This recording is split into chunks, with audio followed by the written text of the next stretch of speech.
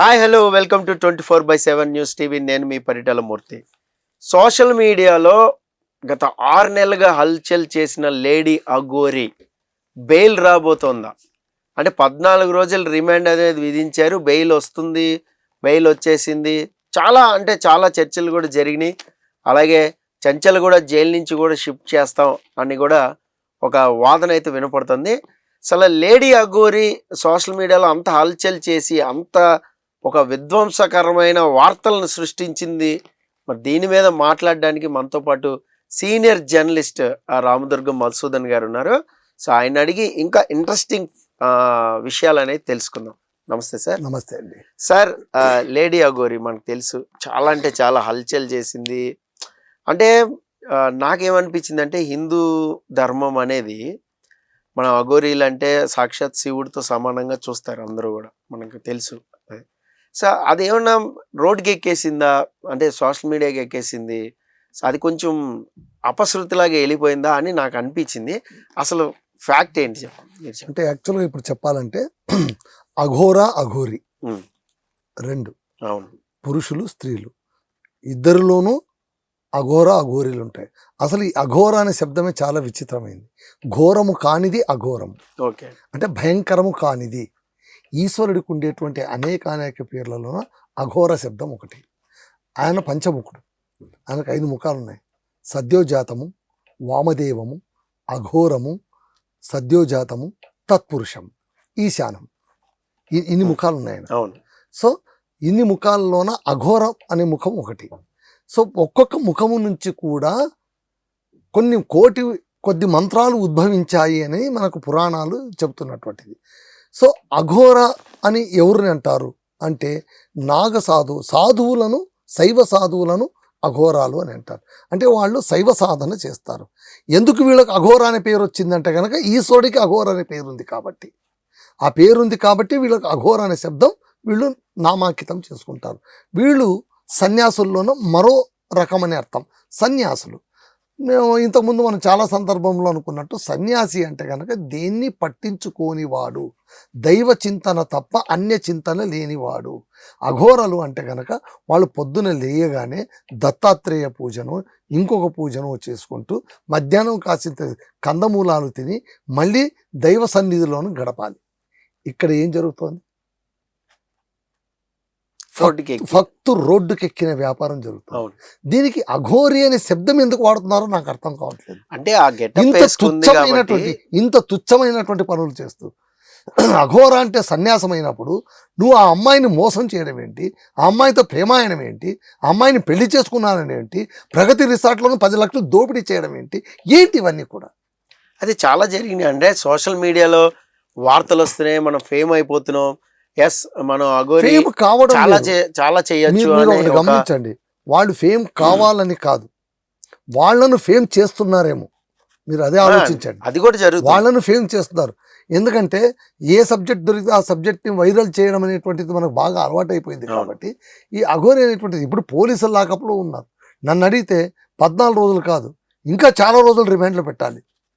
ఆ ఒంటిపైన ఉన్న మైకమంతా దిగిపోయి అఘోరి కాస్త నేను శ్రీనివాసుని, నాకు ఏమీ తెలీదు, నేను మామూలుగా బతుకుతాను అన్నంత వరకు కూడా రిమాండ్లో ఉంచడమే సరైనటువంటి పని నాకు వ్యక్తిగత. ఎందుకు అతనికి అట్రాక్ట్ అనేది అయిపోయారు? ఇప్పుడు మన ఇప్పుడు చూసాం. ఇప్పుడు ఒకటి సార్, మన భారతదేశంలో అత్యంత ప్రభావితం చేయగలిగేటువంటి అంశాలు ఒక 2-3 ఉన్నాయి.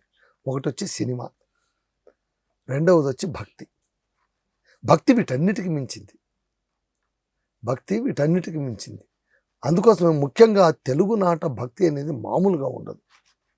అందుకే దేవిప్రియ అనేటువంటి అతను రాశాడు, తెలుగునాట భక్తి రసం తెప్పలుగా పొర్లుతుంది, డ్రైనేజీ స్కీమ్ లేక డేంజర్గా మారుతుంది. దీనికి డ్రైనేజీ స్కీమ్ లేదు కాబట్టి ఈ డేంజర్లని జరుగుతుంది. లేకపోతే ఏంటండి, ఎవరో ఒక వ్యక్తి, ఒక యువకుడు శ్రీనివాస్ అసలు ఆడనో మగనో, మగ కాక తృతీయ ప్రకృతో మనకేం తెలియదు, అఘోరి అని వచ్చేసారు. మళ్ళీ అఘోర కదా, శ్రీనివాస్ అంటే అఘోర కదా. అంటే సర్జరీ చేయించుకున్నాడు, చాలా మంది. మీకు ఇంకో విషయం చెప్పనా సార్, అందుకే నేను చెప్పేది సమాజాన్ని చదువుకోవాలని మనం. అందుకేనండి ట్రాన్స్జెండర్లు చాలామంది రాజ్యాధికారాలు చేస్తున్నటువంటి వాళ్ళు ఉన్నారు, అవును. అద్భుతంగా పరిపాలన చేస్తున్నటువంటి వాళ్ళు ఉన్నారు, సమాజంలో ఎంతో మంది తమలాంటి వాళ్ళని చేరదీస్తున్నటువంటి వాళ్ళు ఉన్నారు, స్పీడ్ బ్రేకర్ల దగ్గర యాచిస్తున్న వాళ్ళు ఉన్నారు, ఉన్నారు. అన్ని రకాలుగాను ఉన్నారు, సెక్స్ వర్కర్లుగా ముద్రపడిన వాళ్ళు ఉన్నారు. సో ఇంకో మరో తెగ ఏంటంటే భక్తి ముసుగేసుకున్నటువంటి వీళ్ళు. ఇది ఎంతవరకు సమర్థనీయం? నేను అనేది భక్తిని తప్పు పట్టను, కానీ భక్తి ముసుగులో చేస్తున్న దందాను మనం ఎదుర్కోవాలి అని చెప్తాను. ఖచ్చితంగా ఇప్పుడు మాట్లాడండి. చూడండి, ఇప్పుడు ప్రగతి రిసార్ట్లో ఒక మహిళా నిర్మాతను ఆమెకు మాయ మంత్రాలు చెప్పి పూజ చేస్తానని చెప్పి దాదాపు 10 లక్షల పాటు కాజేయడంతోనే కదా ఈయన వ్యవహారం వెలుగులోకి వచ్చింది. అవును, లేకుంటే మోసం చేస్తారన్న విషయం తెలియదు. మనకు ఎంతోమంది దొంగ బాబాలు అవతారాలు ఎత్తుతున్నారు. ఆ బాబా అంటారు, ఈ బాబా అంటారు, ఏదో ఒకటి మాయ మాట చెప్పేసి 4 మంత్రాలు చెప్పేసి వాళ్ళని లోపరుచుకొని డబ్బులు కొట్టేసుకొని వెళ్ళిపోతుంటారు. భక్తి పేరుతో ఎంతమంది మోసపోతున్నారండి. ఎందుకు? దీనికి కారణం ఏంటంటే ప్రతి ఒక్కరికి కూడా బాధలు ఉంటాయి. ఆ బాధలకు ఏదో ఒక పరిష్కారం దొరకాలని అనుకుంటూ ఉంటారు. అవును, 100% కనిపించే అనుకుంటారు. మనుషులు పెట్టే బాధలను తట్టుకోవడానికి కనిపించని దేవుణ్ణి ప్రార్థిస్తుంటారు. అవును, ఇది వాస్తవం. ఆ బలహీనతను ఆసరగా చేసుకుని వాళ్ళు ఒక ఇబ్బందికర పరిస్థితులు ఉన్నవారు. ఏముంది సార్, ఇప్పుడు మొహం చూసి చెప్పేవాళ్ళు కొన్ని చీకట్లో రాళ్ళు విసిరేస్తారు. అంటే నేను నాస్తికుడిని నేను చెప్పను, నేను ఆస్తికుడిని, నాకు దైవ చింతన ఉంది, నాకు దేవుడు అంటే ఇష్టం, కానీ దేవుడు అంటే నా బలహీనత కాదు, ఎగ్జాక్ట్లీ నా బలం. ఎమోషన్ ఏదైతే దేవుడు ఎమోషన్ నా ఉందో, బలం. వాళ్ళ వీక్నెస్ నాలో ఉన్న అంతశక్తిని నేను దేవుడిని అంటాను, చుట్టూ ఉన్న ప్రకృతిని నేను దేవుడు దేవుడు అంటాను, నన్ను నడిపించే ఎనర్జీని నేను పవర్ ఆఫ్ గాడ్ అంటాను. అది నా పవర్, అవునండి, but it is not my weakness. yes కానీ చాలా మందికి అది ఒక బలహీనతగా మారుతోంది. ఆ దాన్ని బలహీనమైన క్యాష్ క్షణాలు చేసుకుంటా ఉన్నారు. మానసిక బలహీనతగా మారుతుంది. ఇప్పుడు మంత్రాలు కావచ్చు, చేతబడులు కావచ్చు, బ్లాక్ మ్యాజిక్ కావచ్చు, అన్ని దయ్యాల గోల కావచ్చు, చేతబడులు చేస్తామనేది కావచ్చు, ఇవన్నీ కూడా మనుషుల బలహీనతల పైన ఆడుకునే రాక్షస క్రీడలని నేను చెప్తాను. అవునండి, 100% ట్రూ. అయితే ఇప్పుడు ఈ శ్రీవర్షిని కేసు చూడండి, పెట్టి కానీ అది ఆ అమ్మాయి ఇంజనీరింగ్ స్టూడెంట్ అనుకుంటాను నేను. అవునండి, ఆ అది అమ్మాయి మళ్ళీ లోబరుచుకోవడం ఇదంతా లోబరుచుకోవడం, కూడా ఇప్పుడు జరిగింది. పెళ్లి చేసేసుకున్నాం ఇద్దరం ఉన్నాం. ఉమ్, ఆ తర్వాత ఈ లేడీ అఘోరి జైల్లోకి వెళ్ళి అధికారులతో మొరబెట్టుకొని నాకు ములాఖత్ పెట్టించండి, శ్రీవర్షునితో నేను కలవాలి, మాట్లాడాలి. ఏమిటి డిమాండ్లు? నేనేనా ఫ్రీడమ్ ఫైటర్ లోపలికి పోయి నీకేం కావాలంటే చూపించుకోవడానికి, ములాఖత్లు పెట్టడానికి? అదే నువ్వు చేస్తున్న పని ఏంటి అసలు? ఇప్పుడు ఈ కేసులో బెయిల్ ఇవ్వాలంటారా నన్ను అడిగితే బెయిల్ అనేది ఓకే, నాకు తెలుసు కాన్స్టిట్యూషనలీ నిందితుడికి రిమాండ్కు పంపించినప్పుడు bail is birth right for any accused. అవును, ఎనీ అక్యూజ్డ్ ఈజ్ నాట్, అదేమంటారు చూడండి, ఆయన ఫిక్స్డ్ కాదు, ఆయన దోషి కాదు, నిందితుడు. అనుకుంటున్నారు ఆరోపణలు, ఇంకా సాక్ష్యాధారాలు సేకరించాలి, దర్యాప్తు చేయాలి. కానీ ఇలాంటి వాళ్ళను అంటే బయటికి వదిలితే ఏమవుతుంది, వదలకపోతే ఏమవుతుంది?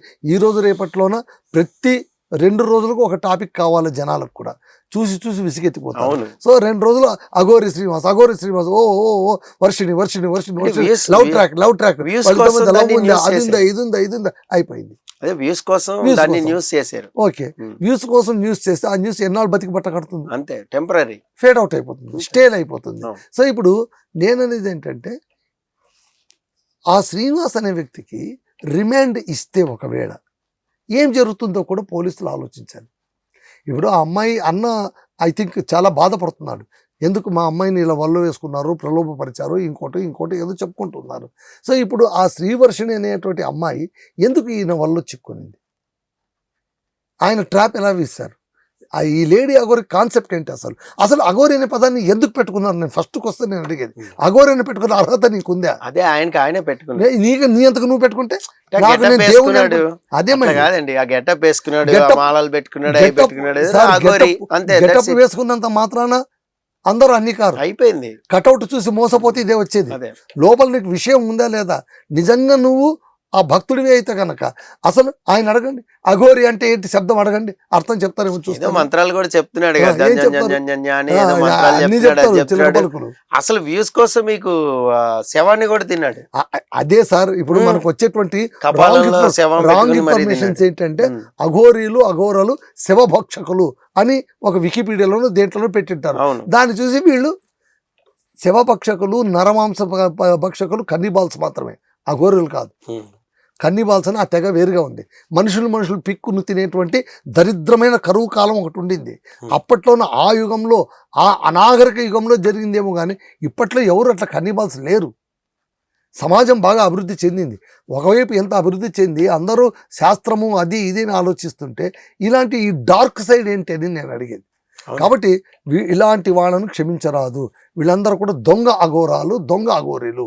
వీళ్ళు నిజమైన అఘోరాలు అయితే వాళ్ళకి ఇక్కడ కాదు ఉండాల్సింది, ఏ హిమాచల్లోనో లేకుంటే శ్మశానాల్లోనో ఇంకొక చోటనో జనసమ్మర్దం లేని చోట, జన వ్యవహారం లేని చోట, జనబాహుళ్యం లేని చోట వాళ్ళలో వాళ్ళు ఇన్నర్ ట్రావెల్ చేసుకుంటూ కూర్చుంటే అప్పుడు మనం నమ్మొచ్చు. అంతేగాని ఇంకొకరి జీవితాన్ని డిస్టర్బ్ చేస్తూ, పబ్లిక్ని అట్రాక్ట్ చేస్తూ, మోసాలు చేయడానికి సిద్ధపడుతూ ఏదంటే అది చేసాడు. రోడ్డు మీదకి ఎక్కి శవం వెళ్తుంటే ఏం లేదు, ఇంట్రెస్ట్. ఒకటండి, మనకు పేరు రావాలంటే 2 మార్గాలు. ఒకటి కష్టపడి తెచ్చుకోవడం, రెండవది అరాచకం చేసి తెచ్చుకోవడం. 2 పేపర్లకు ఎక్కొచ్చు. అవును, నువ్వు ఉన్నట్టుండి ఎవరైనా పొడిచావు అనుకో, ఎవరిపైన యాసిడ్ దాడి చేసావు అనుకో, మరుసటి రోజు నీ పేరు ఫస్ట్ పేజీలో వస్తుంది, నీ కోరిక తీరిపోతుంది. అది కాదు కదా పేరు తెచ్చుకోవడం అంటే. కాస్త జాగ్రత్తగా పనిచేయడం అని అర్థం. మనం మనుషులం కదా, మనుషుల్లో ఆలోచించాలి. ఇప్పుడు నాకు ఒక క్వశ్చన్ ఉంది సార్, ఏంటంటే ఇతని మీద కొన్ని కేసులు అయి పెట్టారు, లేడీ అఘోరి మీద జైల్లో అయితే ఉంచారు. ఇదంటే అంటే ఇప్పుడు మన సమాజంలో, మన సొసైటీలో తీసుకుంటే ఇలాంటి అఘోరీలు ఇంకా పుట్టకుండా ఉండాలి అంటే, ఇప్పుడు అతను ఫేమస్ అయ్యాడు, మనం కూడా ఇలాగే అవ్వచ్చేమో అని చాలా మంది బయలుదేరారు. ఖచ్చితంగా దానికి ఒక చట్టం ఏమైనా పెట్టాలా, లేదంటే ఒక రిస్ట్రిక్షన్ బౌండరీ ఏమైనా ఉండాలా? పబ్లిక్ స్వీయ నియంత్రణ అంటాం. ప్రతి ఒక్క దానికి చట్టం పెట్టుకుంటూ పోతే గనక మనుషుల కంటే చట్టాలు ఎక్కువైపోతాయి. మనకు అది కాదు. ఎప్పుడు కూడా మీరు ఒకటి గమనించండి, మనలోనే స్వతహాగా మనకు ఏదైనా ఒక నియంత్రణ అనేది ఉండాలి. మనలోనే మనకు స్వతహాగా. ఇప్పుడు నాకు బాగా గుర్తు వస్తుంది, అనంతపురం జిల్లాలో RDT అని ఉంది, రూరల్ డెవలప్మెంట్ ట్రస్ట్ అని. ఆయన స్పెయిన్ నుంచి విన్సర్ ఫెర్రర్ అని ఫాదర్, ఆయన వచ్చి పెట్టారు. అద్భుతంగా పెట్టారు. ఆయనతో నేను ఇంటర్వ్యూ చేసినప్పుడు ఆయన ఒక క్వశ్చన్ అడిగాను, ఈ స్వచ్ఛంద సేవ పేదల కోసం మీరు చేస్తున్నారు కదా, పేదలంతా బాగానే ఇది చేస్తారు అంటే కనుక ఆయన చెప్పాడు నవ్వుతూ, no it's not my job, it's government job అని చెప్తూ, ఒకటి మీరు గమనించండి, కాలికి ముళ్ళు గుచ్చుకోకూడదు అనుకుంటే మనుషులు నడిచేంత దూరం తివాచి పరచడం కాదు, వాడి కాలికి చెప్పులు కొనిపించడం. వాడి కాలికి చెప్పులు కొనిపిస్తే వాడు నడుచుకుంటూ వెళ్ళిపోవాలి. అంతేగాని వాడు ఎక్కడ వెళ్తే అక్కడ నేను తివాచీలు పరుచుకుంటూ పోతే అంత తివాచీలు నేను ఎక్కడ తీసుకురాగలను? ఇది కూడా అంతే. మనుషులు గుర్తించాలి, వాళ్ళు అర్థం చేసుకోవాలి, ఏది అసలు ఏది నకిలీ అనేటువంటిది గుర్తించిన రోజు ఖచ్చితంగా వాళ్ళకి ఇబ్బంది. ఎంతమంది బాబాలు జైలు పాలేదు కాలేదండి, ఎంతమంది బాబాలు కటకటాల పాలు కాలేదు, అయినా పుట్టుకొస్తూనే ఉన్నారు. అంటే వాళ్ళకు అంత గొప్ప నమ్మిక ఈ దేశ ప్రజల అమాయకత్వం పైన, ఈ దేశ ప్రజల బలహీనతల పైన అంత గొప్ప నమ్మిక. నాస్తికవాదం మనకు ఎందుకు బలంగా కనిపిస్తోందంటే ఇలాంటి విధవలందరూ పుట్టుకురావడం వల్లే. కరెక్ట్. లేదంటే ఆస్తికత్వం ఏమి అంత తీసిపడేదగ్గది కాదు. ఓకే, ఇప్పుడు నా అస్థి అంటే లేదు అని అర్థం, అస్థి అంటే ఉంది అని అర్థం. ఓకే, ఉంది, మనం ఉందని నమ్ముతున్నాం. ఏముందని నమ్ముతున్నాం? నన్ను నడిపించే శక్తి ఏదో ఒకటి ఉంది. నిజం, శక్తి లేకపోతే నువ్వు ఎట్లా ఉంటావు? 100% పవర్ అయితే, ఎనర్జీ అయితే ఖచ్చితంగా ఉంటుంది కదా. ఇప్పుడు గాలి తీసుకున్న శక్తి నాలో దేవుడు ఇచ్చాడు. అదే శక్తి లేనప్పుడు కరోనాలో ఏమైపోయావు? అదే గాలి లేదని ఎంతమంది చచ్చిపోయారు? అవును. ఇప్పుడు ఊపిరి తీసుకోవడం పైన నాకేం పెద్ద అవగాహన లేదు. చాలామంది బ్రీత్ కూడా సరిగ్గా తీసుకోరని మనకు డాక్టర్లు చెప్తుంటారు. Our main problem is we didn't take breath properly అని. పనిలో మునిగిపోయి ఊపిరి పీల్చుకోవడం మనం సక్రమంగా చేయము అని, అందువల్ల కూడా ఇల్ హెల్త్ వస్తుంది అని. అలాగే మన దగ్గర ఉన్న దానిపైన మనకు అవగాహన లేదు, లేని దానికోసం మనం అరువులు చేస్తాం. భక్తి కూడా అంతే. నీకు భక్తి ఉంది, దేవుని మొక్కు, 3 దేవతలు ఉన్నారు మనకు, దండం పెట్టుకో, కాయ కొట్టు, ప్రసాదం చేసుకో, కడుపార తిను, ప్రశాంతంగా పడుకో. ఆ దేవుణ్ణి నమ్ముకో, నువ్వు మంత్రాలను నమ్ముకో, స్తోత్రాలను నమ్ముకో, భక్తి పాటలను నమ్ము, ప్రార్థనను నమ్ము, హీలింగ్ మెథడ్స్ ఇవన్నీ కూడా. అంతేగాని డీలింగ్ వద్దు. ఇదంతా డీలింగ్ మెథడ్స్. హీలింగ్ లేదు, ఇది only dealing with weakness, dealing with money, dealing with sex, dealing with ladies. ఇది అఘోరి అంటే. No, it's not. అదే సార్. అంటే ప్రజెంట్ ఇప్పుడు స్టేటస్ యాక్చువల్ కరీంనగర్ కూడా షిఫ్ట్ చేస్తారని విన్నాము. చేయొచ్చు, So, చేయాలి కూడా. చెంచల్ కూడా ఎందుకంటే ఆయన మంచిర్యాలకు సంబంధించిన వ్యక్తి కదా వ్యక్తి అతను. కదా. మంచిర్యాలకు కరీంనగర్ లో కూడా ఒక కేసు ఏదో పెట్టారని కూడా విన్నాము. అటెంప్ట్ టు రేప్ ఉంటాయి. సమ్ కేసు సార్ మీరు గమనించండి, దొంగ బాబాలనే చాలా మంది కూడా వాళ్ళు చాలా పెద్ద పేరు సంపాదించిన తర్వాత కూడా వాళ్ళ వెనక జీవితంలో ఏదో ఒక 420 కేసు ఉంటుంది, 100% ఉంది. ఖచ్చితంగా ఉంటుంది. అంటే మొదట దొంగలై తర్వాత బాబాలు అవుతారు, దొంగ బాబాలు అనమాట. వీళ్ళు కూడా అంతే, దొంగ అఘోరి. ఈ మాట అనడం కొంతమంది వాళ్ళను నమ్మిన బిలీవర్స్ కు బహుశా కోపం రావచ్చు. ఏం రాశారు, ఏం రాశారు? నేను అనేది ఒకటే, తెలిసిపోతుంది కదా. అఘోర అనే శబ్దము పవిత్రమైనది. అది ఈశ్వరునికి ఉన్న 5 ముఖాల్లోన ఒక ముఖము, 5 ముఖాల్లోనూ ఒక ముఖము. అఘోరము అంటే ఘోరము కానిది, ఘోరాఘోరభ్యస్తనమ అని ఈశ్వరుని మనం అంటాము. అవును. సో ఆ అఘోరమైన రూపము అంటే ఏంటి? భయము కానటువంటి రూపం, అంతేగాని భయం గొల్పే రూపం కాదు కొలిపే కదా. రూపం కాదు. అఘోరేభ్యో అఘోరేభ్యో అని కూడా మళ్ళీ- అంటారు. మళ్ళీ ఎందుకంటారు ఆ మాట? సో ఈశ్వరుడు శ్మశానంలో ఉంటాడు కాబట్టి అతనికి ఆ రూపమే అఘోరమైనది కాబట్టి ఆయన నమ్మినటువంటి శైవ భక్తులందరూ కూడా అతన్ని అనుకరిస్తూ అతనికి దగ్గర కావాలి. ఇప్పుడు మనకు ఎలాంటి వాళ్ళు దగ్గర అవుతారు? మనలాగా ఉన్న వాళ్ళే మనకు దగ్గర అవుతారు, అవును. అంతే కదండి. ఇప్పుడు మీరు సూటు బూట్ వేసుకొని వచ్చి కూర్చున్నారు అనుకోండి, మీతో నేను సరిగా మాట్లాడలేను. చిరిగిపోయిన బట్టలు వేసుకొని వచ్చి కూర్చున్నారు అనుకోండి, సరిగా నేను మాట్లాడను. నాలాగా మీరు హాయిగా చొక్కా బట్టలు వేసుకొని వచ్చి కూర్చుంటే ఓ సమానం. మన స్థాయి ఉంది మన కాబట్టి మనం అట్లా మాట్లాడవచ్చు అని ఉంటుంది. అనుకుంటా. మనిషి సైకాలజీది. అలాగే దైవునికి కూడా ఒక సైకాలజీ పెట్టాం, ఎందుకంటే మనమే సృష్టించాం. అవును. దేవుడు చేసిన మనుషుల్లారా మనుషులు చేసిన దేవుళ్ళారని గురజాడ అప్పారావు ఎప్పుడో అన్నాడు. కాబట్టి మనుషులు చేసిన దేవుళ్ళు కాబట్టి మనుషులకున్న అన్ని గుణాలు దేవుళ్ళకి దేవుళ్ళకి ఆపాదిస్తారు. ఆపాదిస్తారు.